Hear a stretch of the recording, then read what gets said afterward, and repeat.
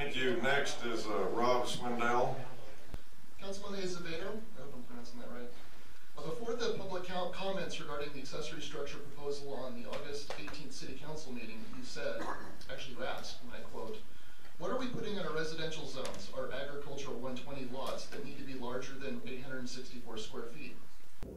What are we putting in our residential zones, our agricultural 120 lots that need to be larger than 864 square feet? It says a barn, a garage, or a workshop. I just want to understand fully what you folks want in your backyard other than those things. It says a barn, a garage, or a workshop.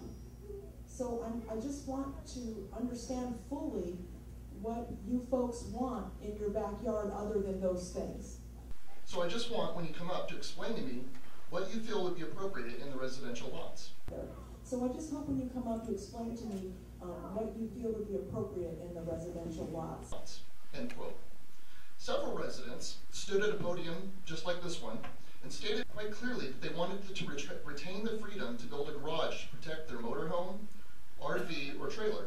I have a barn and an RV garage. I own a motorhome. Now, maybe the rest of you don't own one, but I do.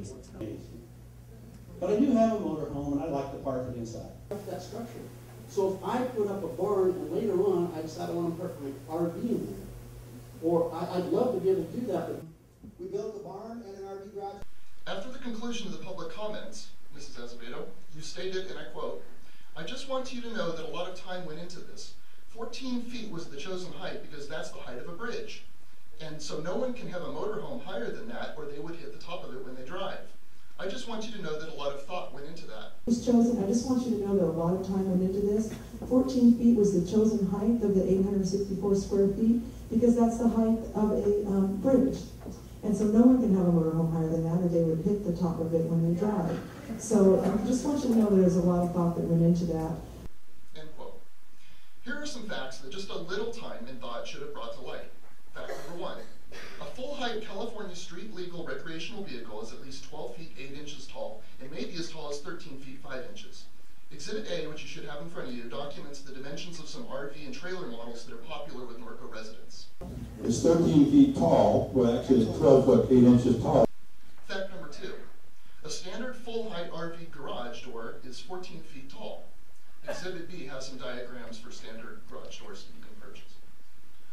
Fact number 3. It is physically impossible to put a 14-foot garage door opening in a 14-foot tall building. It's a 13-foot door. If you put a 20-foot building, you can't put a 13-foot door in there and keep it under 14 feet. Not possible. And our RV garage is only 20 feet high. Exhibit C has a statement from a professional structural engineer backing this up.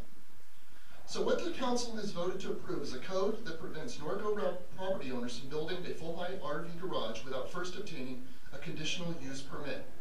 Not a conditional building permit, a conditional use permit, use being the key word. Such a permit, if obtained, would forever prohibit the structure from being used for anything but a garage, including a barn, a workshop, or even an aerobics studio, even if the property changes hands. You've also voted to give the city police powers to inspect and enforce this conditional use on the building of the property owner.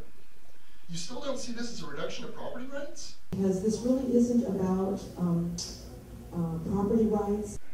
For full disclosure, I want to clarify, I don't own a motorhome or RV, and contrary to popular rumor, I have no plans to build any structures on my property anywhere, music studios or Recording studios or studios or what have you. Or a studio. music studios or otherwise. I'm just trying to look out for the rights of my fellow Norconian property owners, and you should too.